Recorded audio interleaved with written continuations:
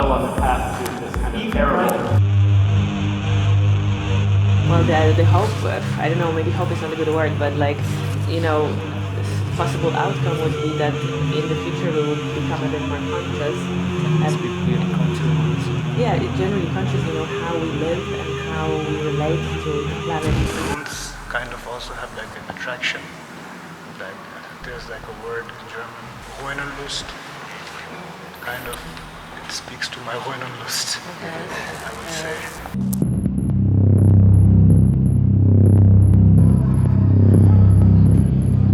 There are no fixed things in this world, no theories of which are fixed, and even though science tries to give all the numbers or where we're going, it's still very fluctuating. Like it would be so different if it was in an environment where nature already had like, or maybe didn't have this kind of like morphine quality. I can't give up on dreaming, and I won't.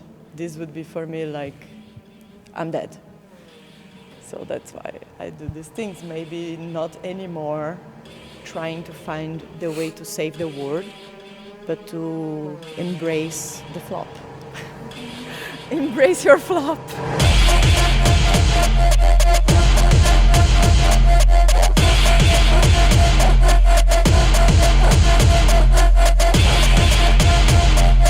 Or how to develop? Do you have to use the tools from inside the system? Is it even possible with the tools from inside the system to get to another level, meaning outside of the system?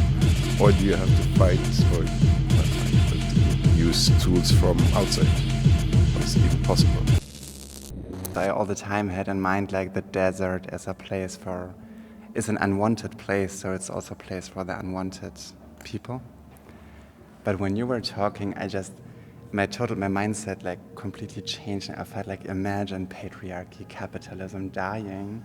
It would also feel like desertification, right? Because it's everywhere in our bodies, everywhere on the planet, and if the shit would die, it would be part of the desertification and would be a place for something totally new, without killing indigenous people, nature, and all of that, but also getting rid of what we are used to. So, like you were talking, and I was like, oh my God, yeah, let's burn it down and just start new.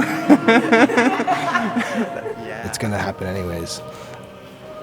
So we might as well get Sandy.